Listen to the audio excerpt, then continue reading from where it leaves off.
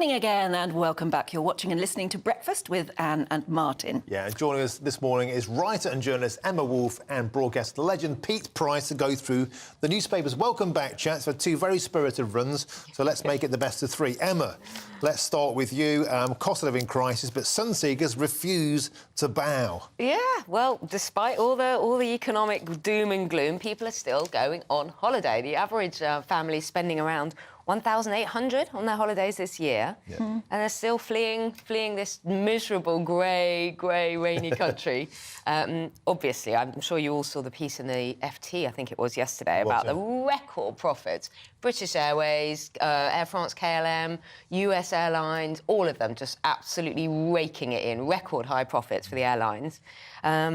Rising cost of flights and accommodation also really Flights are ridiculously high. Flights, but also when you get there, accommodation is really expensive across Europe. Yeah, but they've got to make all the money up after mega problems when we nearly lost every airline. Yes, that's true. And people are determined, I think, to get away because they've had enough. They've they realise how life is short. Pretty much 2 or 3 years. Oh, I think of so. Don't you think that period of lockdown and everything, we all realised how much we missed certain things. Yeah, and I think holidays, you have to have something to look forward to. I think there's really something in that. You know, you don't know what you miss until it's gone. That's right. And that feeling of being hemmed up, and also staycations aren't getting any cheaper. No. They're not so getting many people cheaper. are staying. And when it is miserable and you're looking around, you know you're going to go to Devon or Cornwall or somewhere lovely and it's going to rain. So sorry, I'm interrupting. The only thing I don't like is the behaviour on planes these days. I love the old days of respect. I would say to a lady, do you want to sit by the window? That's how I was brought up. Now it's a free-for-all, and trying to put your bag up top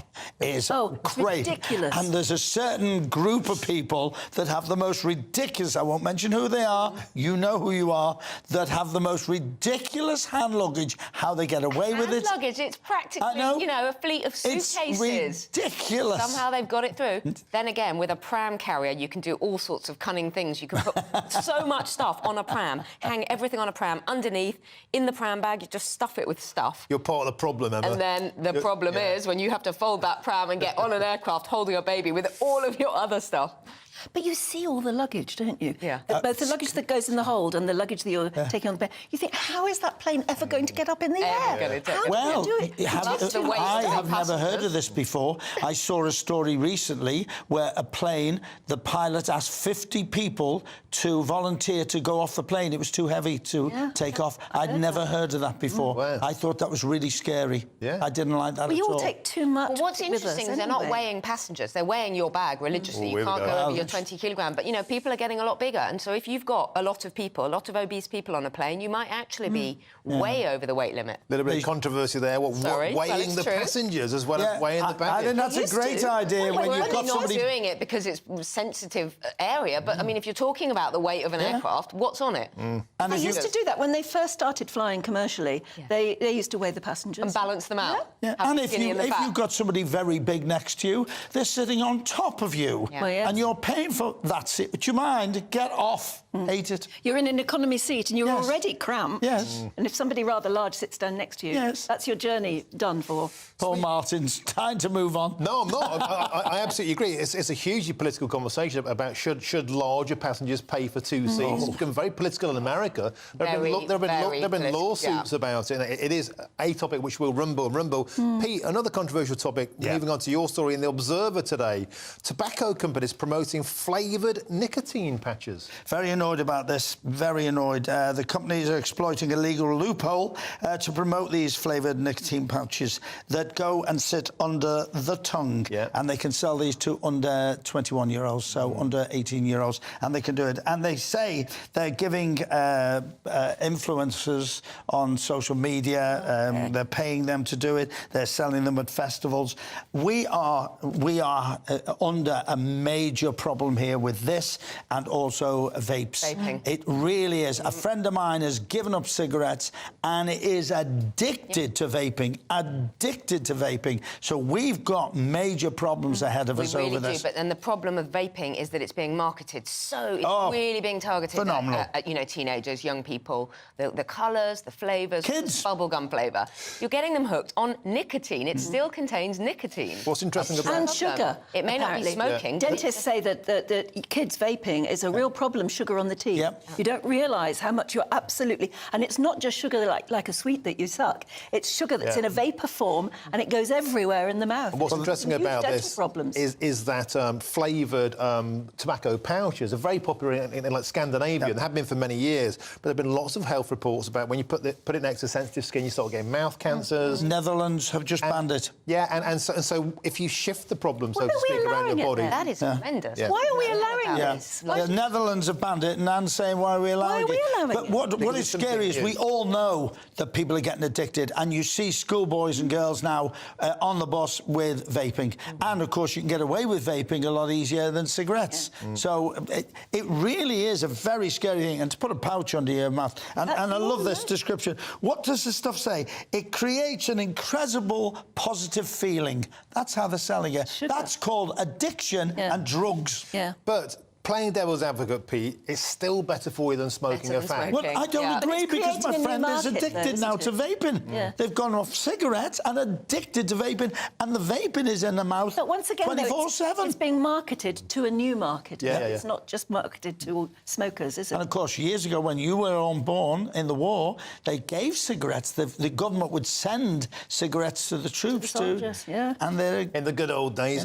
Emma, let's move on. You're going to cheer us up endlessly here by talking about damp squib of a summer, wet staycation misery. Oh, I just feel so miserable about this. I know I've said it probably 4 or 5 times already in the programme, but I just wait all year for the summer, that feeling of having all the windows and doors open, wandering around in a pair of shorts and a T-shirt, and just being warm, even if we do have to stay in the UK. And frankly, it's been a washout. And I know we have serious problems in Europe. I'm not downplaying that at all. But could we have a bit of a swap? Could they send a bit of heat over here? Because I am miserable, and I've just read this, back page of the Telegraph, and it says all of this week and all of next week as well. So, kind of, I was thinking we hold out for August. It'll all get better in August. I don't think it's been cold. I've got balconies and I slept with... on the heating. No, stop it. I didn't know. I didn't put it on. Obviously, it's July. I'm not going to put it on, but it's been chilly, the evenings. And they've been dark as well. The evenings feel like that sort of end of August. We deserve a bit of summer in the summer. Can we just have a bit of summer? I'm off to Pembrokeshire. And it's good for the gardens, all this rain. I'm bracing myself for... I hope you wrap up warm. Well, we had a week in Penzance a few years ago, and we just ran out of dry clothes in the end. Oh, my God. Really? Yeah. Damp. There's something about being damp all the time. Look, tell us the news about Strictly Come Dancing. Yeah. Because they're signing up new names. It's fab. Les Dennis, 69 years old. Angela Rippon, 78 years old. And a mere baby, Nigel Harman, at 49. What I love is it's going to be great, but a little bit of respect for talent, people with knowledge in the show business world, instead of going for these people who slept in a building for 3 weeks and become a star overnight. It's about time we had talent back on telly. And Les is in 42nd Street. I went to see him. He's brilliant. He's a dear friend. He can dance a bit. And, of course, Angela Rippon and the legs are still tremendous. Last time I saw them. I mean, Angela has an incredible history with Strictly Come Dancing because she was host of Come Dancing. Yeah, and it's the heritage and the talent, the actual skill set, rather than you look great, stand there and pretend you know what you're talking about. I'm with you, Pete. Who's the comedy one, or have they not said yet? Because they always have one who's... I haven't got one who's a comedy as yet, but Les is a comic in his own right. He's a comic, but if he can dance, he can dance. He can dance. And he'll want to do it well. And I've just texted him, sorry, name dropping, I've just texted him saying I am mentioning him today, and he's in every paper all over the place. And how's he feel about it? He's very calm. He's made up. He's very calm about it. He's still getting over the fact he was killed in Coronation Street. Yeah, well, he never came to terms with that. That was a long time ago. But don't they have showbiz experience? I thought they were meant to be complete novices, dancers, or have I got that wrong? No, they were right to have they're meant to be absolutely anybody, actually. OK, absolutely anybody. From Hollywood stars right down to, as you say, reality TV people. I think Angela's got a real chance. I think... There will be great expectations on her. That's I just think of her with Morecambe and Wise, and I will never... It was a magic moment the whole country will never forget. It's crazy, isn't it? Just went, what? Yeah. Well, I've broadcast on this show with Angela where you are, and even then I just kept seeing Morecambe and Wise in my mind. Well, when I worked with her, I mean, you know the way I feel about you. I was the same with her. I went, I had to pinch myself. Yeah. Amazing. That'll be good. It's showing signs of being a good lineup. Yep. That's excellent.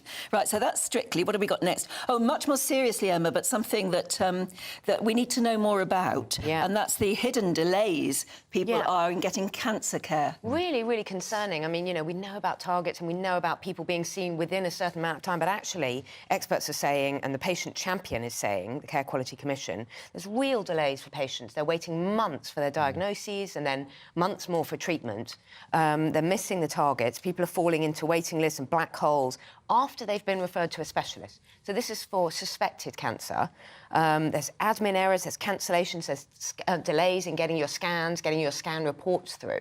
And obviously, if you're a patient who can fight for yourself and can, you know, I don't know, chase up the consultant and send emails and be the way that we all are, and we know it's important, but a lot of people don't know. They don't know how to make themselves, you know, kind of vocal and to advocate for themselves. So I think this is really, really concerning. You made the list then. Don't forget the strikes. The strikes have caused major problems with delays and backlogs. Major problems. One in seven patients are still waiting to hear a month after they've been referred to the specialist. It's an outrage. And the point about cancer is early diagnosis is the key. Weeks we know that. Absolutely. Absolutely. And they no doubt will make politics anxiety out of this, but we must forget this is a huge payback for those lockdowns. Yeah, of course it is. When we became the national COVID service and people missed their diagnosis. I've got friends who had to go private in grave worry. So, you know, people really need to get on this. Well, a pal of mine has got to have his tonsils out and he's gone private because it's a 3-year waiting list and he's in dreadful pain and he's older. So 3 years, he's had to go private. Now, look, we've only got 1 minute left, so let's cheer ourselves up with the statue of the Queen. Yep. Which you showed the photos. Isn't it beautiful? Look at it. That's Queen Elizabeth. Fabulous. And the corgi. Well, we can't get close enough to have a look, but it's her in her refinery robes, you know, the real... You know, the real queenly stuff, isn't it? To me, it looks as if the corgi's actually under the frock. Well, I think they just popping out, which is different. What I love about this statue is... Where's it going to go? Where is it? It's on the corner. I don't know where it's going to go, but what I love about the statue and all statues, it's great for tourism. Yes. And we must never remember this woman. Love her, hate the Queen. She was... You'd hate the Queen. Everyone hates the Queen. Well, sorry, hates monarchies. I beg your pardon, not the Queen. Because I loved her. She was faultless. And I would love to see as many statues as possible. I like a good statue, I just wish there was a good one of Princess Diana. I really do. I think the only one they've got is in Kensington. They have the lovely memorial gardens. They have the garden with the two boys. It's an awful statue. Come on, it looks dreadful. But do you not think that all statues have... It's like a piece of art that you're looking at it and you have your own opinion. I love the one of Winston Churchill in Parliament Square. Love it. Absolutely captures him looking, you know, big and grumpy. That's one that the wokes always deface and try and But it's great that the corgis are getting recognition after all these years. Well, they've been very Who faithful. gave us so much pleasure. OK, I think we're going to have to leave it there, Pete and Emma. Thank you very much. Very lively morning. I hope you enjoyed it at home. That was fantastic. Thank you, guys. Thank you for having us back. Well, I'm so pleased you're back. It's absolutely lovely to see you.